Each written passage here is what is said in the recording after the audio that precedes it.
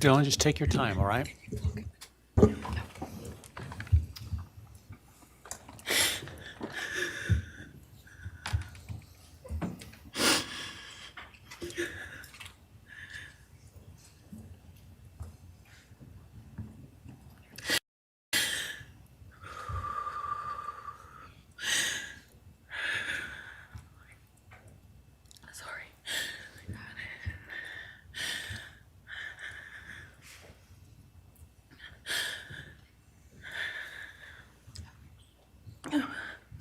Thank you, Your Honor. What happened that night changed everything. Because of him, four beautiful, genuine, compassionate people were taken from this world for no reason.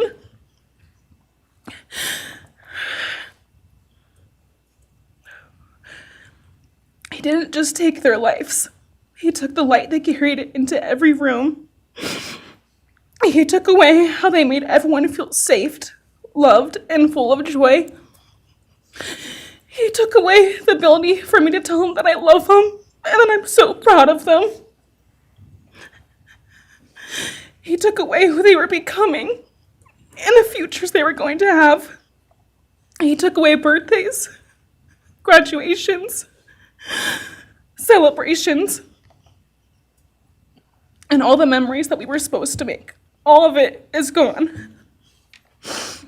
And all the people who loved them are just left to carry that weight forever. He didn't just take them from the world. He took them from me, my friends, my people who felt like my home, the people I looked up to and adored more than anyone. He took away my ability to trust the world around me. What he did shattered me in places I didn't know could break. I was barely 19 when he did this. We had just celebrated my birthday at the end of September. I should have been figuring out who I was. I should have been having the college experience and starting to establish my future. Instead, I was forced to learn how to survive the unimaginable. I couldn't be alone.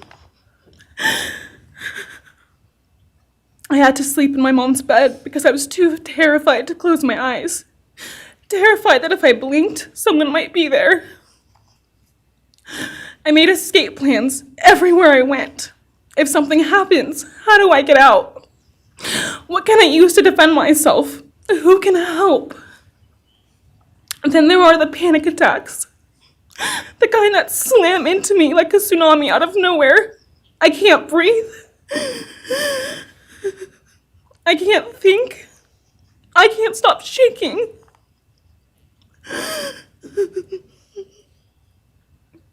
All I can do is scream because the emotional pain and the grief is too much to handle. My chest feels like it's caving in. Sometimes I drop to the floor with my heart racing, convinced something is very wrong. It's far beyond anxiety. It's my body reliving everything over and over again. My nervous system never got the message that it is over, and it won't let me forget what he did to them. People call me strong. They say I'm a survivor, but they don't see what my new reality looks like. They don't see the panic attacks, the hypervigilance, the exhaustion, the way I scan every room I enter, the way I flinch at sudden sounds. They don't know how heavy it is to carry so much pain and still be expected to keep going, and that's because of him. He stole parts of me I may never get back. He took the version of me who didn't constantly ask, what if it happens again? What if next time I don't survive?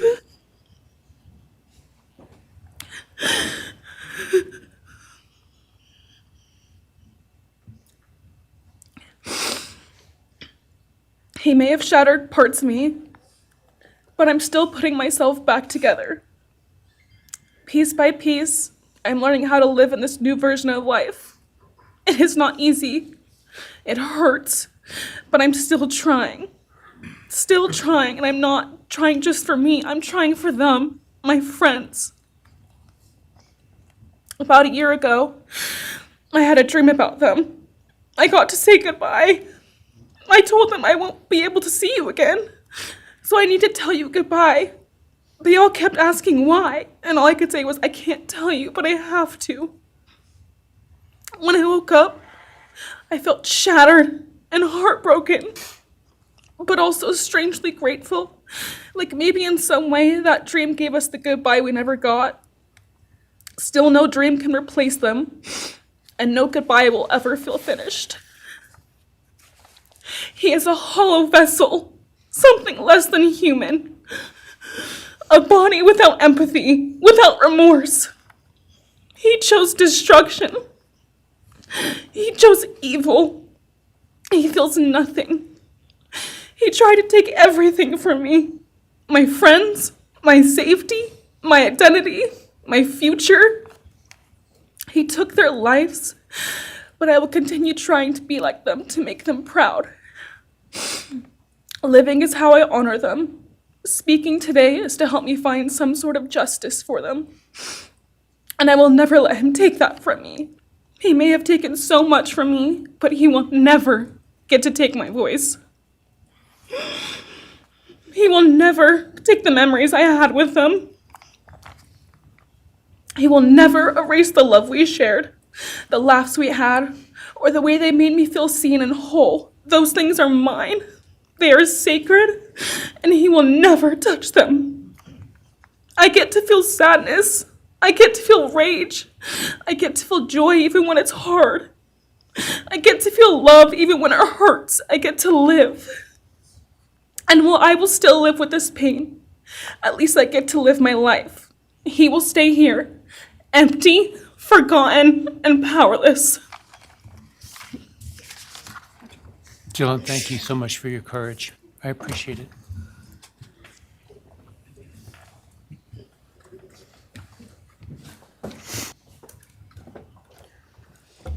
Thank you, Your Honor. I'll be speaking on behalf of Bethany, and so, yeah, here it reads. My name is Bethany Funke, and I was roommates with Maddie, Kaylee, Xana, and Ethan. I not only lost some of my best friends, but I also lost a sister. Never in a million years would I have thought that something like this would have happened to my closest friends. I thought that we were going to wake up and go upstairs, see them and tell them how they had scared us, and that they were going to tease us about how we are constantly scaredy cats. And make jokes about it as we would go to Taco Bell like always. But sadly, that is not what happened and what turned out to be my worst nightmare. When I first woke up that morning, I had no idea what happened. I woke up around 7 with a terrible toothache, so I called my dad, who is a dentist, and he asked what I should do. He told me to take Advil, so I did, and I went back to sleep. I was still out of it and still didn't know what happened. If I had known, I of course would have called 911 right away. I still carry so much regret and guilt for not knowing what had happened and not calling right away, even though I understand it wouldn't have changed anything, not even if the paramedics had been right outside the door.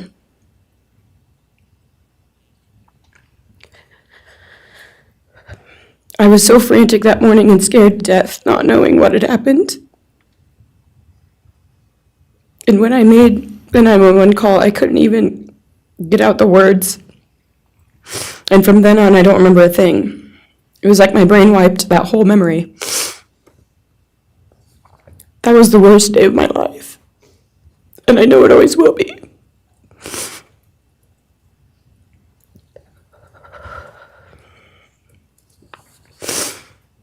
While I was still in shock, trying to process the fact that my friends were truly gone, I had been attacked by the public. I was grieving, numb, and unsure of what had happened was even real. And at the same time, I was getting flooded with death threats and hateful messages from people who did not know me at all or know the dynamic of our friendship. Social media made it so much worse, and strangers made up stories to entertain themselves. The media harassed not just me, but also my family. People showed up at our house. They called my phone, my parents' phones, other family members' phones, and we were chased while I was still trying to survive emotionally and grieve the loss of my friends. I hated and still hate that they are gone, but for some reason, I am still here and I got to live. I still think about this every day. Why me? Why did I get to live and not them? For the longest time, I could not even look at their families without feeling sick with guilt. I did not know what to say or what to do. I was terrified that my presence just made their pain worse, and I was still here when their kid, their siblings, and their friends, their loved ones should have been here instead. After everything happened, I was afraid to go into my own backyard or alone in my house. I was scared that the person who did this would come for me next. I was always scared that the media would try to catch me at any moment of any day, even when I was just walking around my house. I made my parents close all the blinds during the day so no one could see me even in the slightest chance. I barely left the house, and when I did, I made sure I was never alone. I slept in my parents' room for almost a year. I made them double lock every door, set an alarm, and still check everywhere in the room just in case someone was hiding. And I still check my room every night before, and I double lock it. I have not slept through a single night since this happened. I constantly wake up in panics, terrified. Someone is breaking in, or someone is here to hurt me, or I'm about to lose someone else that I love. The fear never really leaves. For a long time, I could barely get out of bed, but one day I realized I have to live for them. They did not get the chance to keep living, but I do, and I will not take that for granted. So now every day I remind myself to live for them, and everything I do it with them in mind. I am still scared to go out in public, but I force myself to do things because I know that they would want me to keep living my life to the fullest. I am beyond blessed to still be here, and I refuse to take that for granted when they did not get a chance. Our house was not just a house, it was a home. It was where we laughed till we couldn't breathe, make meals, did crafts, binge watch reality shows, played games, and spent lazy days on the couch. It was movie nights, wine nights, morning debriefs, pranks, hot chocolate, cookies, and warmth. I will cherish those memories forever, and I will not let what happened erase how special our home was or how much those memories meant to me. Now I would like to share some bits and pieces of who they were as people and some of the memories that we shared. One of my favorite memories was Halloween, and we all went to Sigma Chi. But instead of partying, we just sat in an apartment, talking and laughing all night long. I do not think I've ever laughed that hard in my life. We did not care about the party, we were just happy to be with each other. Xana was 1 in a million. She was the life of the party.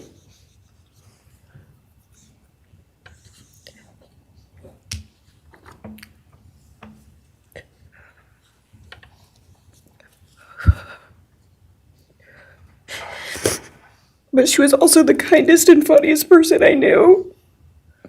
Everyone loved her because she made everyone feel so loved. She was just someone you always wanted to be around, no matter the circumstance.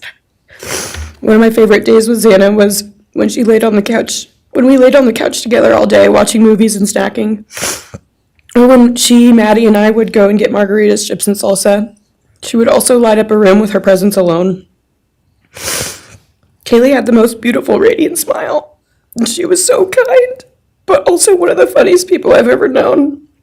She loved playing little pranks. And she always had us laughing so hard that we could not breathe. She was so full of energy and life. I really believe that she could have ruled the world if she wanted to, and she would have been America's sweetheart. Ethan was the sweetest, most genuine guy. He was always smiling and always making other people smile too. Ethan was the kind of person you wanted around. He was so kind and easy to talk to, and just so fun. And the way he cared for Xana was truly something to admire. and really was proof that storybook love and true romances really do exist. It was not only obvious to me, but everyone that was around Ethan and Santa that they were absolute soulmates. Maddie was not only one of my best friends, but she was the older sister I would have always wanted. There was no one I looked up to or admired more than Maddie. She was truly a ray of sunshine, and everyone was drawn to her. She was so kind, loving, funny, fun, and passionate. She had the sweetest soul and wanted nothing but the best for everyone, and to love and show love to everyone. She took me under her wing and always made me feel so safe and included, and above all, loved and valued. She never failed to make me laugh or put a smile on my face. Still to this day, I am beyond grateful that she chose me to be her sorority little, and I thank God every day that I not only got to know her, but had her as one of my best friends. Honestly, I cannot pinpoint one favorite memory with Maddie because I have so many, and this would be a very long read if I did. But if some little memories with her that I cherish is when the two of us made a nice dinner and split some wine, or when we would binge watch Jersey Shore or Summer House. When we came up with a whole dance routine on Halloween and danced and sang all night, like no one was watching. All the late night walks home from going out, and just little shopping trips and so much more. I am beyond blessed that I had the chance to know each and every one of them. They changed my life in ways I would have never put into words. I hope that they are remembered for who they are and not what happened to them, because who they are were so beautiful, and they deserve to be remembered in the highest way. My heart breaks every time I go to text one of them or how badly I wish I could see and hang out with them. And then I remember I cannot. I will never be able to again. But I still talk to them in my prayers every single night, and I always will. I wish more than anything I could hug them one last time. And I wish I could tell them how much I love them. And even though I cannot, I still tell them every night. I will keep living for them as long as I am lucky enough to still be here. And they were all truly one of a kind. And they will be in our hearts forever and always.